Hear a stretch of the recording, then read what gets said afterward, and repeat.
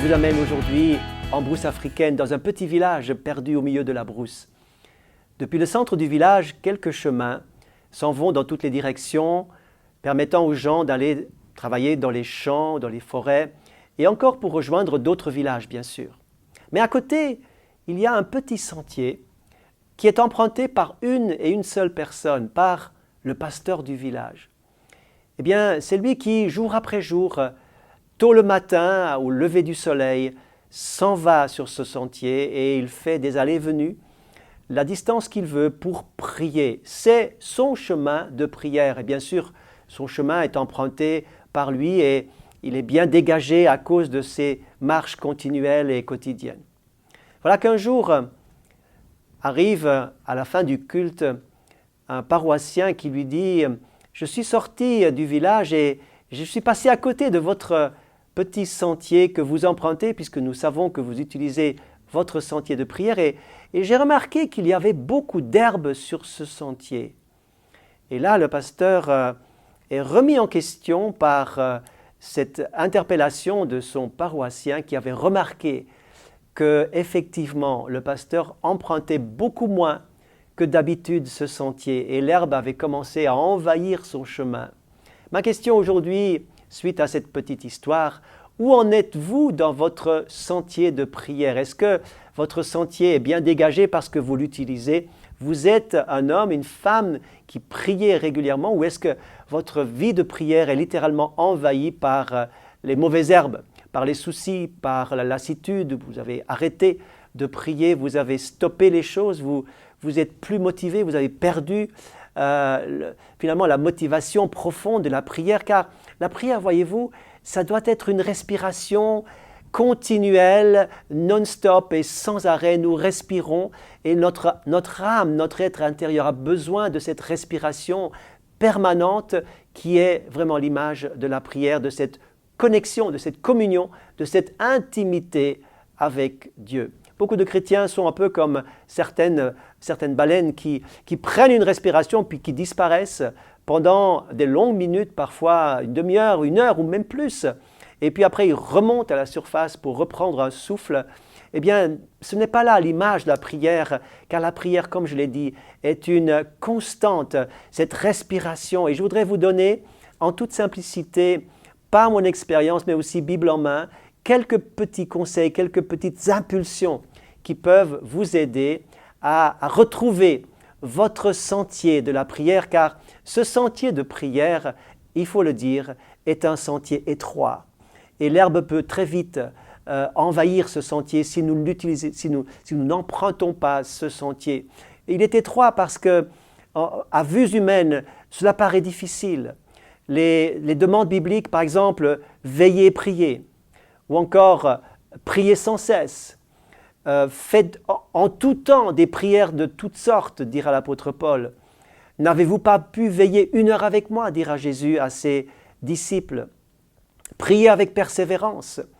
Eh bien, à vue humaine, ça semble impossible de tenir un rythme de prière et de marcher sur ce sentier de la prière. C'est l'image, bien sûr, que j'utilise, mais de marcher sur ce sentier pour rester en communion. Et la première chose qu'il faut surtout pas oublier, c'est que Dieu lui-même vient à notre secours. Dieu lui-même veut t'aider, mon ami, aujourd'hui, à prier. Et pour cela, nous avons besoin, vous avez besoin du Saint-Esprit. Car il est dit dans Romains 8, au verset 26, il est dit que le Saint-Esprit vient au secours de nos faiblesses, car nous ne savons pas comment prier. Mais lui-même, au travers des soupirs inexprimables, vient nous aider dans la prière. Avez-vous demandé le secours du Saint-Esprit? Êtes-vous vraiment rempli du Saint-Esprit? Et si vous êtes repenti de vos péchés, vous avez invité le Christ dans votre vie, le Seigneur Jésus dans votre vie, eh bien vous pouvez demander, il faut demander, car c'était la recommandation de Jésus, que le Saint-Esprit vous remplisse de sa puissance. Recevez sa vie et dans la foi, faites une simple prière et faites-la avec foi et espérance, bien sûr, mais aussi avec une véritable attente dans la foi et vous recevrez. Et vous verrez que cela donnera une dimension nouvelle dans votre vie de prière. Maintenant, il faut aussi que les priorités restent bien plantées. Je pense à Acte 6. L'Église grandissait, la première Église connaissait un développement fulgurant. Et avec l'Église qui grandissait, les problèmes arrivaient, les nouveaux problèmes arrivaient, les nouveaux défis arrivaient et il y avait besoin d'intervenir dans tous les sens. Mais les apôtres avaient compris qu'il ne fallait pas négliger la prière et la parole. Et ils vont dire, vous allez mettre en place une structure, car nous ne devons pas négliger de nous appliquer à la prière et à la parole de Dieu. Les distractions, la fatigue, aussi, bien sûr, les trop de choses que nous avons autour de nous peuvent étouffer la vie de prière et faire en sorte que l'herbe revienne sur votre sentier de prière parce que vous l'avez finalement négligé. Donc la première chose, c'est demander l'aide de Dieu lui-même. Maintenant, nous devons aussi bien situer nos motivations. Voyez-vous, si votre enfant vient vers vous uniquement quand il désire avoir un cadeau d'anniversaire ou s'il vient uniquement vers vous pour avoir un peu d'argent de poche, vous allez être triste parce que le but, c'est que vous ayez un contact constant avec votre enfant, des échanges, des discussions, du rire, du plaisir et surtout être ensemble.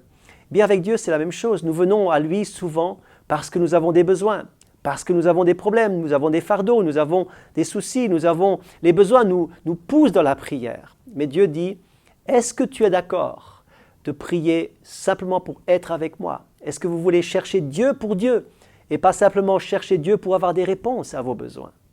C'est la motivation de base qui compte. Je termine en disant, attendez-vous pleinement à Dieu. Attendez-vous lorsque vous priez.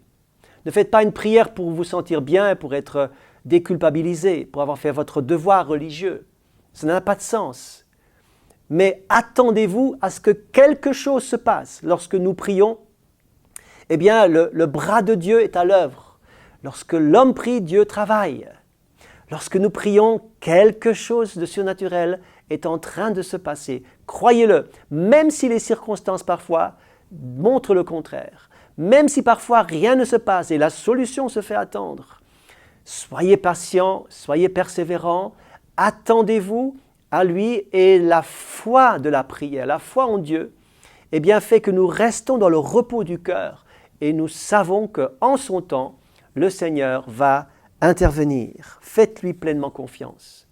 Je termine par deux très beaux versets qui sont très simples. L'un c'est Matthieu 6, 6, l'autre c'est Matthieu 21, 21. Facile à retenir. Matthieu 6, 6, où il est dit ceci. Quand tu pries, rentre dans ta chambre et ferme ta porte. Ça veut dire, enferme-toi avec Dieu, ne te laisse pas distraire. Ferme ta porte. Et ton Père qui est dans le lieu secret te voit et il te le rendra. Vous êtes toujours gagnant si vous êtes dans le lieu secret avec votre Père. Vous n'êtes pas un mendiant, vous êtes enfant du Père, fils du Père, fille du Père. Vous n'êtes pas des mendiants à demander quelques miettes, mais vous recevez le pain, vous recevez la nourriture du Père lorsque vous vous approchez de lui. Matthieu 21, 21 nous dit ceci, « Tout ce que vous demandez avec foi, par la prière, vous le recevrez. » Eh bien, je vous laisse avec ces deux paroles, Matthieu 6, 6 et Matthieu 21, 21, que ces paroles de foi, que ces impulsions pour vous motiver dans la prière puissent vraiment vous encourager aujourd'hui. C'est mon désir et ma prière pour chacun d'entre vous. Que Dieu vous bénisse.